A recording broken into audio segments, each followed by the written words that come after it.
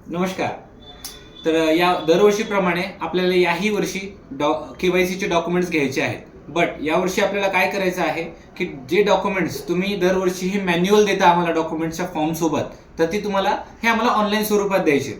म्हणजे काय, जसं की तुमचं पॅन कार्ड, आधार कार्ड हे झाले तुमचे केवायसी डॉक्युमेंट्स. तर केवायसी डॉक्युमेंट्सवर त्या संदर्भात मी आपल्या क्लाउड स्टोरेज डेटाबेस सर्व्हरची एक लिंक मी तुम्हाला देणार आहे व ती आपल्या ग्रुपमध्ये शेअर केली जाईल.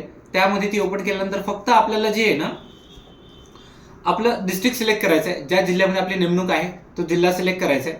त्याच्यानंतर आपलं पूर्ण नाव टाकायचं जे सेवार्थमध्ये असेल त्याप्रमाणे. सेकंड, त्याच्यामध्ये डीजीपी नंबर आपला टाकायचा आहे, म्हणजे सेवार्थ आयडी पूर्ण टाकायचा आहे डीजीपी नंबर सहित. त्यानंतर आपलं पॅन नंबर, जो करेक्ट अचूक पॅन नंबर आहे तो अचूक पॅन नंबर तिथे टाकायचा आहे. आणि त्यासोबतच खाली पॅन कार्डचा फोटो क्लिक करण्यासाठी एक अटॅच बटन दिलेलं आहे, तर ते अटॅच बटन क्लिक करायचा. तुम्ही कॅमेऱ्यानं सुद्धा तुमच्या मोबाईलमध्ये सुद्धा फोटो काढून तो तिथं अटॅच करू शकता. त्यासोबत खाली आधारचा पण आहे, आधार कार्ड आपले ठेवून सुद्धा तुम्ही त्याच्यात क्लिक करून तुमचे फोटो काढू शकता.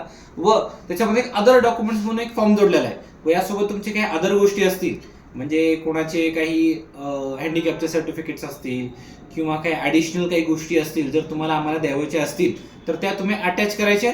आणि एक टेक्स्ट बॉक्स त्या ठिकाणी दिलेला आहे डिस्क्रिप्शनचा, म्हणजे तिथं माहिती देण्यासाठी, ती तुम्ही त्याच्यामध्ये टाईप करून सुद्धा आम्हाला पाठवू शकता व त्यानंतर ते सबमिट करायचं आहे. जेणेकरून आम्ही ह्या सर्व डेटांचं एक सिंक्रोनायझेशन केले आमच्या इन्कम टॅक्सच्या डेटासोबत.